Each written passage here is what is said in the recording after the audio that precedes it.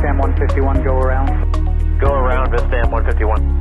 Vistam 151, heavy, thanks. The last departure lost the wheel on departure, so we're going to have to shut the runway down. So fly runway heading and maintain 3000. Roger, Vistam 151. On 7 heavy, we're going to have to... Welcome to Brasher Warning, the podcast that dives deep into aviation incidents with sharp analysis, insightful discussions, and just a touch of edge. If you're passionate about aviation and love a good post-incident breakdown, you're in the right place.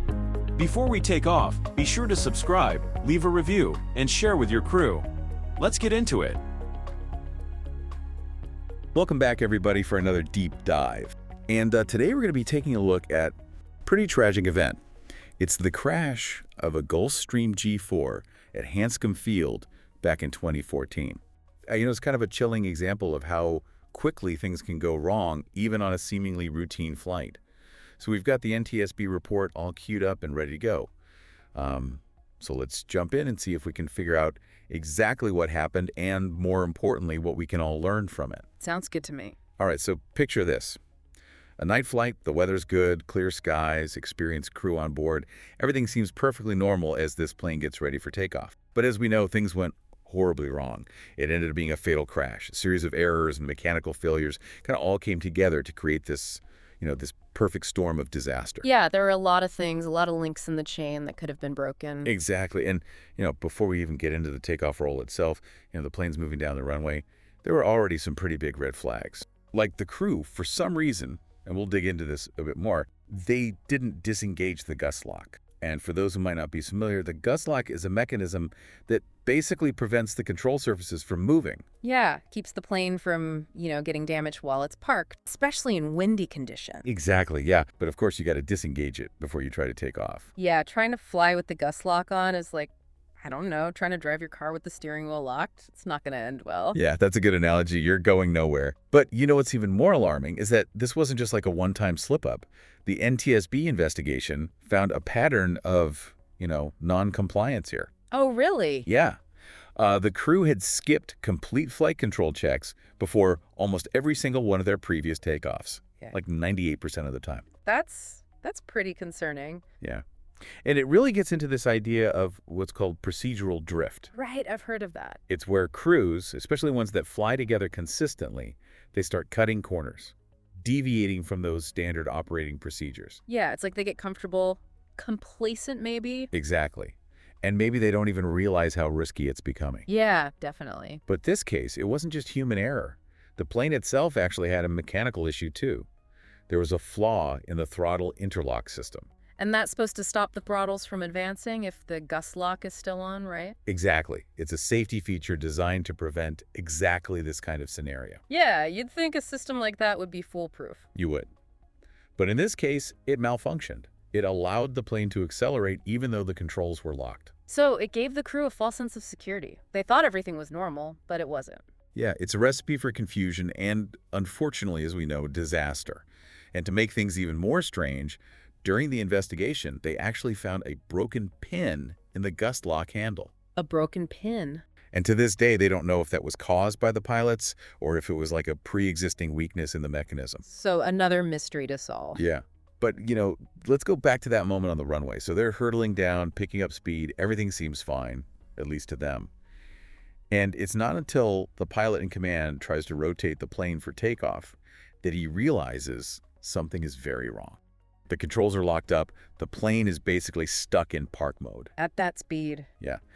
And thankfully, the CDR, the cockpit voice recorder, it actually captured the pilot's words. He says, "Steer lock is on." Chilling. It really is. You can just imagine the adrenaline, the realization that something's gone terribly wrong. Yeah, I'm sure their training kicked in. Right. But, in those high-stress situations, sometimes our brains take a few seconds to catch up, and those few seconds can make all the difference. That's very true. You freeze up. Exactly. And unfortunately, instead of immediately initiating a rejected takeoff, they tried to troubleshoot, figure out what was happening. They were losing precious time. They were. The NTSB later calculated that if they had reacted right away when they realized the controls were locked, they could have stopped safely. Wow. But those few seconds of delay proved fatal. The plane went off the end of the runway, crashed through a fence, and ended up in a ravine.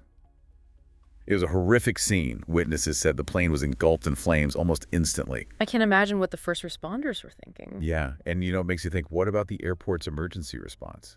Could they have gotten there in time to make a difference? That's a good question. Well, it turns out the fire was so intense and spread so quickly that it's unlikely any delay in the response would have changed the outcome. But the NTSB report did actually find some issues with the airport's emergency plan. Really? What kind of issues? Like, for example, the location of perimeter gates, the ones that could have given quicker access to the crash site, they weren't clearly marked on the airport's maps. Ah, so even if they had been able to get there faster, they might have had trouble finding the best way in. Exactly. So, this accident, as tragic as it was, it really highlights the importance of being prepared for the unexpected. Yeah, and it makes you think about all the things that have to go right to ensure a safe flight. Right. It's a complex system. And even in the best case scenario, things can still go wrong. Absolutely. And this accident was a stark reminder that safety depends on multiple layers of protection. You need well-designed systems, robust procedures, and of course, vigilant human oversight. If one of those layers fails, the others need to be strong enough to catch the error and prevent a disaster. Exactly. So how do we strengthen those layers of protection? The NTSB had a lot to say about that, and we'll dive into their recommendations in the next part of our deep dive. Enjoying the deep dives and sharp analysis here on Brasher Warning? Don't stop now. Explore our other episodes, where we take on aviation incidents with wit, insight, and just the right amount of edge. If you're hooked, hit like, leave a comment, and subscribe so you're always cleared for takeoff on our latest stories and updates.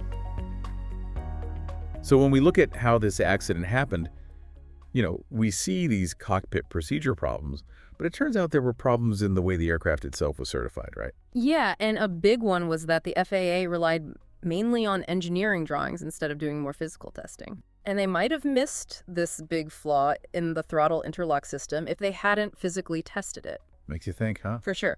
And they probably would caught it if they had done physical testing. Yeah. Because that testing would have showed that the throttle levers could go way past their limits. Wow. And essentially just completely bypass the safety mechanism that was supposed to stop the plane from taking off if the gust lock was engaged. It's like a huge oversight. Yeah. So this whole thing, it really drives home the point that having multiple layers of protection is critical for safety. Right. You need well-designed systems. You need solid procedures. And of course, you need people who are paying attention and being vigilant. Of course. And if one of those layers fails, the others have got to be strong enough to catch that mistake and prevent things from spiraling out of control. Couldn't have said it better myself. So what can be done to make those layers of protection stronger? Well, the NTSB, they made a bunch of recommendations, some for the plane and others for the whole aviation system. Oh, interesting. A big one they focused on was the actual airport infrastructure. Okay. They wanted to see more use of what are called frangible structures near runways. Frangible structures. Yeah, they're these things that are designed to break away on impact, like those light poles on the highway that are designed to break if a car hits them. Okay. And the whole idea is that if a plane runs off the runway, it'll hit these frangible structures and they'll just break apart. Got it. So the plane slows down more gradually and it increases the chances that people survive.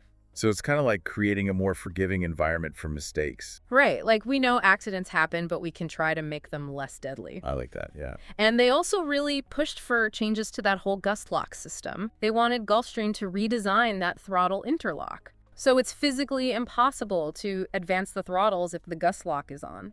So no more workarounds, no more ways to bypass the safety Exactly. feature? People make mistakes, even experienced professionals. So we need to design things to be as foolproof as possible. Yeah, and this accident really showed that. Totally. This crash really underscored how important a strong safety culture is in the world of business aviation. It's about going beyond just ticking boxes on a list. It's about making sure everyone values safety, feels comfortable speaking up if they see something wrong, and that there's good communication between the crew and management. So it's like creating a whole environment where safety is top of mind. Exactly. And the NTSB even recommended that groups like the National Business Aviation Association should use data from flight operations to spot potential problems before they become crashes. Oh, that's interesting. Yeah, it's a data-driven approach, but combined with that open communication and proactive safety culture, it could make things a lot safer for everyone. I like that. And I think even those of us who aren't pilots or anything can learn something from this. Yeah, for sure. Because it reminds us that even in these highly advanced industries, people play a huge role in safety. Yeah. Next time you're on a plane, any plane, don't be afraid to ask questions. Ask about safety procedures. Ask about the crew's experience. That's a good tip, yeah. Being curious and engaging can go a long way toward a safe and enjoyable flight. That's a great point. It reminds us that everyone has a role to play in keeping things safe, whether you're in the cockpit or in the cabin. Exactly. Man, this deep dive into this Gulfstream G-IV crash, it's been heavy. Yeah, no kidding. 7 lives lost. Yeah. Whole chain of events. And all these points where things could have gone differently. It really makes you think. It does. And it's not about blaming anyone. Right. This accident was horrible, but it has some important lessons for all of us in aviation. For sure. Pilots, regulators, manufacturers. Even the passengers. This accident really highlights the human element. It does. It's easy to focus on the technology, Yeah. the fancy planes, the complex systems, but in the end, it's people running everything. Right. And it's people who suffer when something goes wrong. Unfortunately, that's true. And that's why even small things can have big consequences, Yeah. like deviating from procedure or being complacent. Those little shortcuts can add up. And the NTSB report shows us that safety is everyone's responsibility. Absolutely. What really stands out to you from all of this? I think it's that idea of a safety culture. Yeah. It's not just about rules, it's about creating an environment where safety is truly a priority, where everyone feels like they can speak up, challenge assumptions, and really put safety first. Yeah, like having each other's backs. Exactly. It's also about knowing that people will make mistakes. That's just human nature. It is. So we have to design systems and procedures to catch those mistakes before they become disasters. So you got to be prepared. Absolutely. And for those of us who aren't in the industry, I think it's a reminder that we have a part to play too. Yeah, how so? We can ask questions, we can demand transparency, we can support organizations that prioritize safety. It's about being informed and engaged. Exactly. You know, there's that saying, those who cannot remember the past are condemned to repeat it. It's a classic for a reason. It's so true. This deep dive has been tough, but important. We've learned about what caused this tragedy. We've looked at the mistakes and the systemic failures. And hopefully we can use this knowledge to prevent similar accidents. That's the goal. Knowledge is power, and in aviation, that knowledge can save lives. Couldn't agree more. So keep exploring, keep asking questions, and keep diving deep. Thanks for tuning in to Brasher Warning. If you enjoyed this episode, make sure to subscribe so you never miss a flight with us. We'd love to hear your thoughts. Drop a comment or review, and don't forget to share the podcast with your fellow aviation enthusiasts. Until next time, stay sharp, stay safe, and keep soaring. American 1552, contact center 127.0. 1552, we're going to be Mayday, Mayday, Mayday. We have an engine failure. We're going to return to DFW. 1552, roger. And which runway do you need? We'll take 18 right. Roger, make 1552, turn right heading 020, just going to maintain 8,000.